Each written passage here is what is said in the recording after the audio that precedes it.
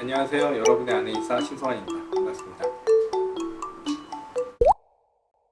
오늘은 그 흔들리는 치아 꼭 발치해야 되는지 거기에 대해서 한번 좀 말씀을 드리려고 합니다. 일단 치아가 흔들리는 이유는 크게 두 가지, 세 가지 정도 원인이 있는데요. 그 각각 원인에 대해서 또 어떤 치료가 필요한지 한번 설명을 드릴게요.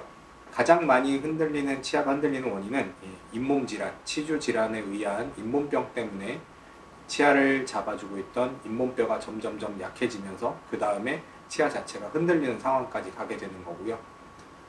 우리가 처음 치아가 났을 때는 치아 머리 부분이 짧고 뿌리가 긴 게 일반적인데 조금씩 잇몸뼈가 내려가다 보면 어느 중간 정도 되다 보면 그 다음에는 치아가 평소와 같은 힘을 받더라도 지탱되는 뿌리 부분의 길이가 짧기 때문에 치아의 움직임이 더 많아지게 되고요. 그 많은 움직임은 또 더 빠른 잇몸병 치주 질환을 진행 속도를 좀 빠르게 가져오게 됩니다.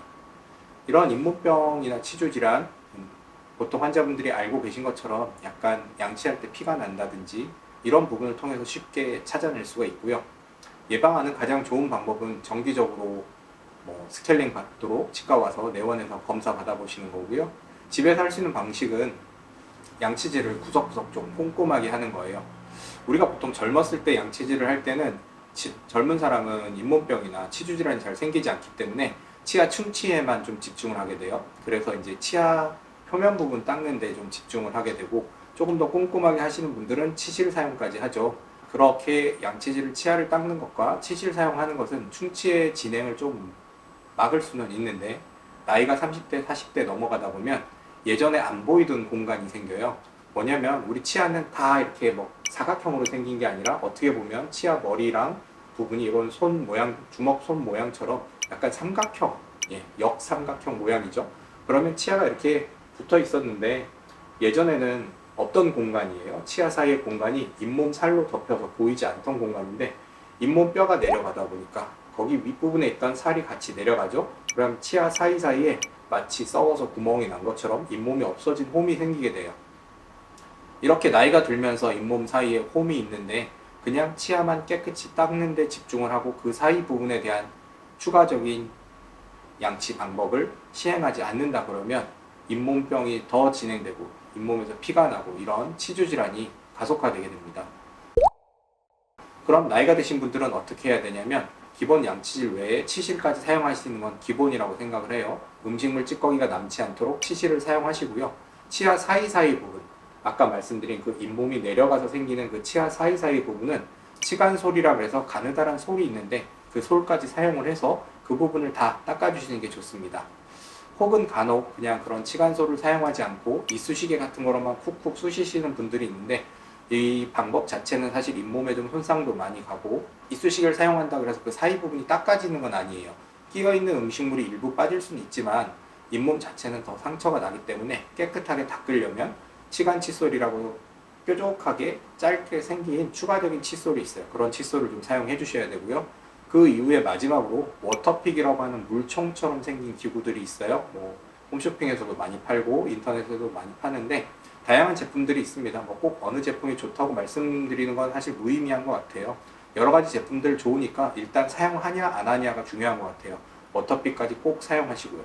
만약 환자분이 임플란트 치료나 보철 치료를 여러 개 받으셨다면 특히 임플란트는 두세 개 치아들이 묶어져 있는 경우도 많고요. 브릿지 같은 이어진 형태의 보철물이라면 그 하방 부분은 사실 일반적인 칫솔질 절대 안 들어가고요. 치간 칫솔도 잘 안 들어가는 경우들이 많아요.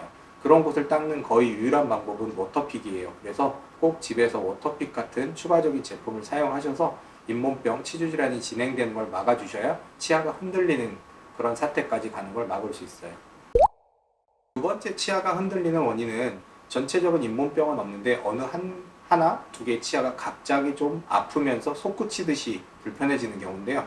이런 경우는 치아 뿌리 쪽에 생긴 염증 부분에 의해서 염증 때문에 치아가 흔들린다라고 생각하시면 돼요. 충치가 깊어지면서 생기는 경우들이 가장 일반적인 경우고요. 혹은 간혹 이전에 충치나 이런 병으로 인해서 치아가 깨지거나 이래서 신경치료를 받고 난 이후에 시간이 좀 지난 다음에 뿌리 끝에 염증이 다시 생기는 경우들이 있어요. 이런 경우에는 다시 한번 재신경치료를 하든지 하시는 경우도 있고요.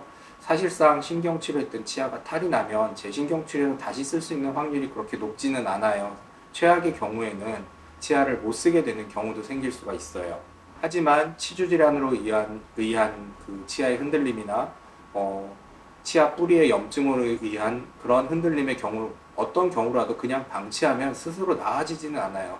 그러니까 너무 겁내고 걱정하고 치과를 멀리 하시는 것보다는 문제가 작을 때, 예를 들어 치아가 흔들리기 전에 피가 날 때, 혹은 치아가 그 뿌리 끝에 염증으로 올라오기 전에 사전에 증상들이 있거든요. 뭔가 뜨거운 거에 많이 아프다든지, 혹은 두드릴 때 뭔가 밥 먹을 때 느낌이 이상하다든지, 그런 느낌이 들 때 사전에 치과에 와서 검사를 자세히 받아보는 게 굉장히 중요할 것 같아요. 또 다른 경우로는 흔치는 않은 경우인데요. 사랑니 주변이나 혹은 다른 경우에도 이 뼈 안에, 우리 위턱 아래턱은 이 치아가 심어져 있는 뼈가 있잖아요. 뼈 안에 낭종 같은 게 생기는 경우들이 있어요. 낭종이 다른 곳에도 생기지만 치아 뼈 안에도 생기고요. 낭종이 양성인 경우도 있고 아주 간혹 악성인 경우도 있고 그래요. 낭종 때문에 뼈의 지지를 잃어버린다면 그 치아는 어느 날 갑자기 흔들리게 되는 경우도 간혹 있을 수 있고요. 이런 낭종들은 밖에선 표시가 잘 안 나기 때문에 정기적인 엑스레이 검사를 통해서 확인을 해볼 수가 있어요. 또 갑자기 최근에 충격을 크게 받았다, 넘어졌다, 자전거 타다 넘어졌어요, 벽에 부딪혔어요, 욕실에서 미끄러졌어요, 이렇게 하면서 튀어나온 앞니 부분 같은 경우를 부딪히게 되면 치아는 어쩔 수 없이 흔들리게 되죠.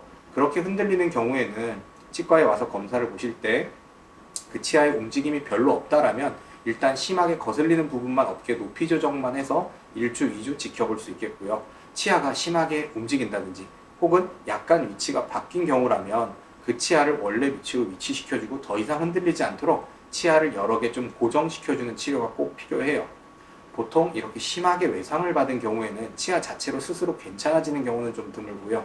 치아 색깔이 변하고 약간 뿌리 안쪽으로 염증이 생기는, 아까 말씀드린 뿌리에 염증이 생기는 경우 중에 꼭 충치에 의한 경우가 아니더라도 이렇게 심한 외상을 받은 경우에도 뿌리 끝에 염증이 생기면서 치아의 움직임이 1, 2주 지나도 계속 생길 수가 있어요. 이런 경우에는 신경치료나 이런 치료를 추가적으로 필요로 합니다.